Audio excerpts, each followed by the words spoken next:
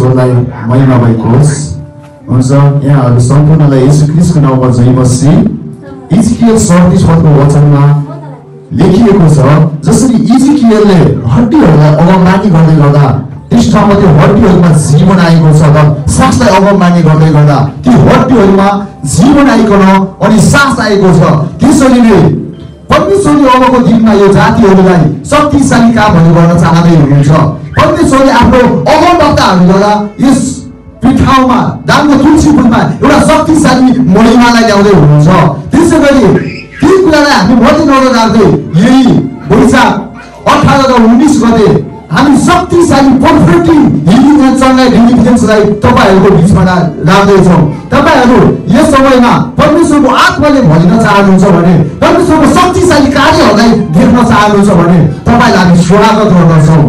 यही दाङको तुलसीपुरमा जागृति healing ministry नेपालमा तपाईहरूलाई हामी स्वागत गर्दछौँ। परमेश्वरले तपाईँको बिचमा अद्भुत कार्यहरूलाई गर्न चाहनुहुन्छ। परमेश्वरले हाम्रो शक्तिशाली महिमालाई तपाईँको बिचमा प्रकट गर्न चाहनुहुन्छ। तपाईँहरूलाई स्वागत छ यस ठाउँमा। यसै गरी पर्फेक्ट राज जोसुवा गुवादेखि यस ठाउँसम्म तपाईँ हाम्रो आत्मिक क्षेत्रलाई माथिल्लो लेभलमा लिनको निम्ति यस ठाउँमा आइसक्नु भएको छ।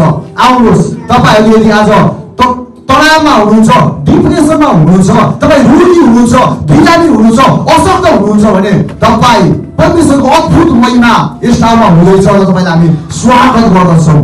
अबको समय तपाईँहरूको, अब परमेश्वरले आफ्नो शक्तिशाली महिमा तपाईँको बिचमा प्रकट गर्न चाहनुहुन्छ। आफ्नो दासद्वारा एउटा शक्तिशाली बहावलाई, शक्तिशाली रिभाइभललाई दाङको तुलसीपुरमा परमेश्वरले गर्न चाहँदै हुनुहुन्छ। त्यसको निम्ति हाम्रो प्रोफेटजी यस ठाउँमा आइसक्नु भएको छ। हुन्छ, हामी तपाईँलाई स्वागत गर्दछौँ। त्यसको निम्ति तपाईँले हामीलाई कन्ट्याक्ट गर्न सक्नुहुनेछ। हामी तपाईँलाई नाम, नम्बर र ठेगाना हामी यहाँनिर पोस्ट गरिदिनेछौँ। हुन्छ, येशू ख्रीष्टको नाममा सबैजनालाई फेरि पनि जय मसीह।